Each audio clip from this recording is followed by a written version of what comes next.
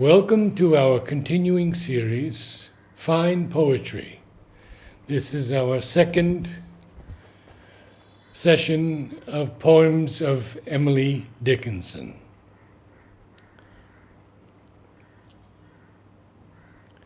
I stepped from plank to plank. I stepped from plank to plank, so slow and cautiously. The stars about my head I felt, about my feet the sea. I knew not, but the next would be my final inch. This gave me that precarious gait some call experience. God made a little gentian. God made a little gentian. It tried to be a rose and failed, and all the summer laughed. But just before the snows, there came a purple creature that ravished all the hill, and summer hid her forehead, and mockery was still. Nature is what we see. Nature is what we see. The hill, the afternoon, squirrel, eclipse, the bumblebee. Nay, nature is heaven. Nature is what we hear. The bobolink, the sea, thunder, the cricket. Nay, nature is harmony. Nature is what we know, yet have no art to say. So impotent our wisdom is to her simplicity. It sounded as if the streets were running. It sounded as if the streets were running, and then the streets stood still. Eclipse was all we could see at the window, and awe was all we could feel. By and by, the boldest stole out of his covert to see if time was there. Nature was in an opal apron, mixing fresher air. The inundation of the spring. The inundation of the spring enlarges every soul.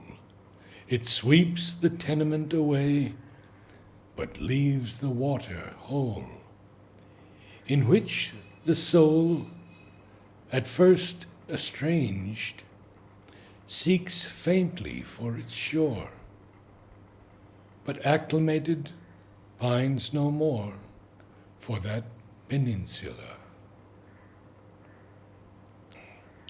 The clover's simple fame.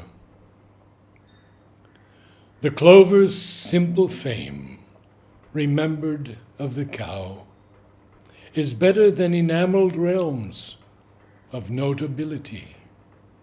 Renown perceives itself, and that degrades the flower.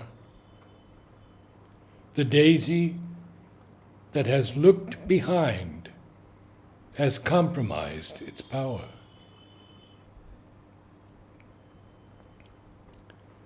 September's baccalaureate. September's baccalaureate a combination is of crickets, crows, and retrospects, and a dissembling breeze that hints without assuming, an innuendo sear that makes the heart put up its fun and turn philosopher.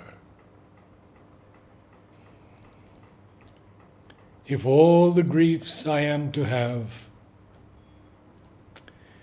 if all the griefs I am to have would only come today, I am so happy, I believe, they'd laugh and run away.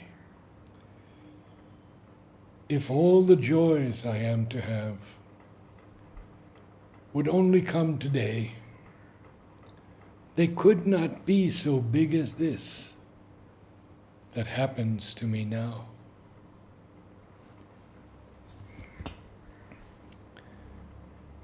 Fame is a fickle food.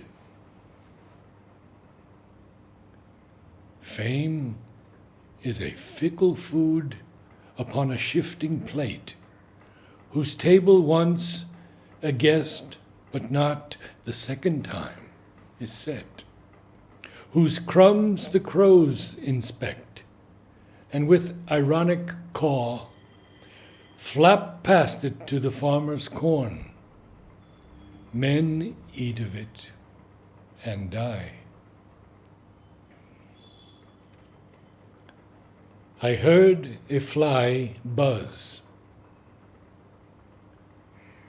I heard a fly buzz when I died.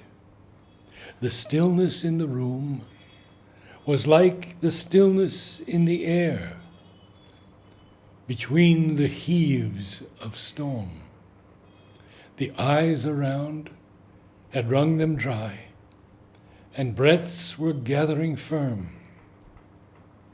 For that last onset when the king be witnessed in the room.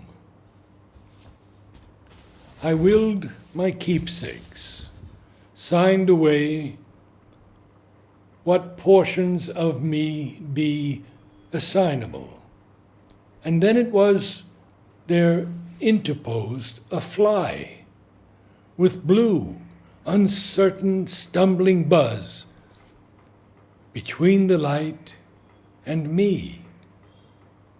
And then the windows failed, and then I could not see to see.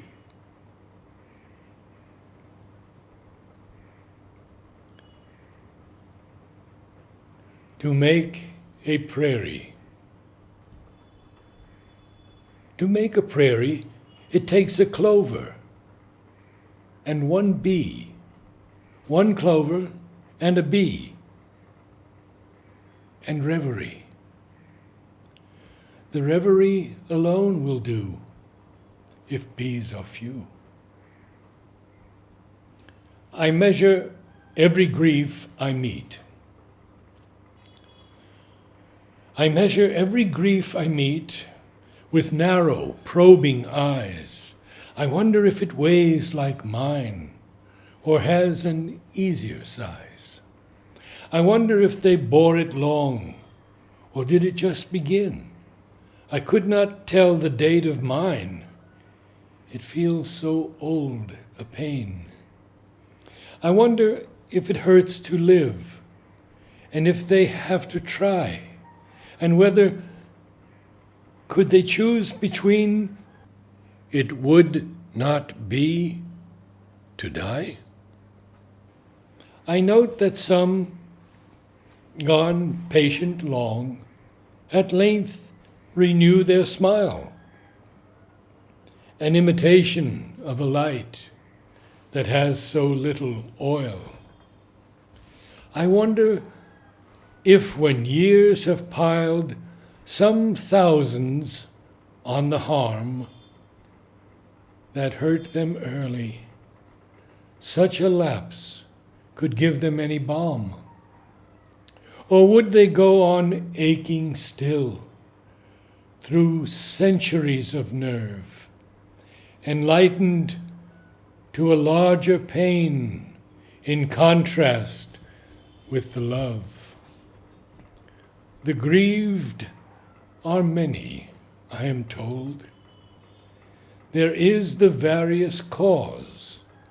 Death is but one, and comes but once, and only nails the eyes. There's grief of want, and grief of cold, a sort they call despair. There's banishment from native eyes, in sight of native air.